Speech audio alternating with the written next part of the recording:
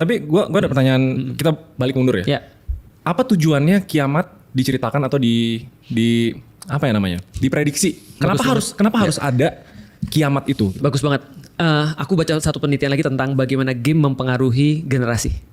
Dan berbahagialah kita yang masih punya game zaman dulu di PS1, PS2 dan segala macam. Kenapa? Karena orang-orang bilang begini, yang neliti game ini ya, game zaman sekarang sama game zaman dulu itu berbeda jauh. Maka karakter orang-orangnya juga berbeda jauh. Dan salah satu yang paling beda jauh gamenya adalah game zaman sekarang gak ada endingnya. Iya, zaman sekarang kan lu main PUBG, main ML kan Gak ada endingnya.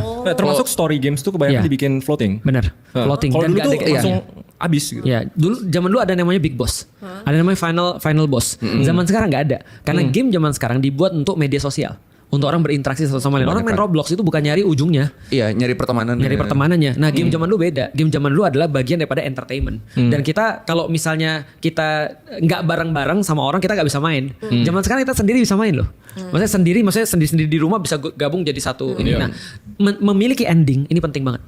Karena begitu orang memiliki ending, dia ngerti bahwasanya dia punya keterbatasan. Dan keterbatasan itu yang menghasilkan usaha, efforts.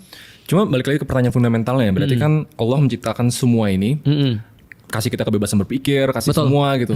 Tapi dia dari awal tahu ada endingnya. Betul. Menciptakan untuk dimusnahkan, loginya kayak gitu kan. Bahkan itu termasuk salah satu keimanan kan, iman pada hari akhir. Itu rukun iman kan terakhir iman kepada hari kiamat. Iya, artinya kalau ada orang misalnya ya, ketika dia berpikir tentang hari kiamat, itu harusnya membuat dia untuk dalam tanda kutip memiliki keterbatasan dan mau untuk berpikir.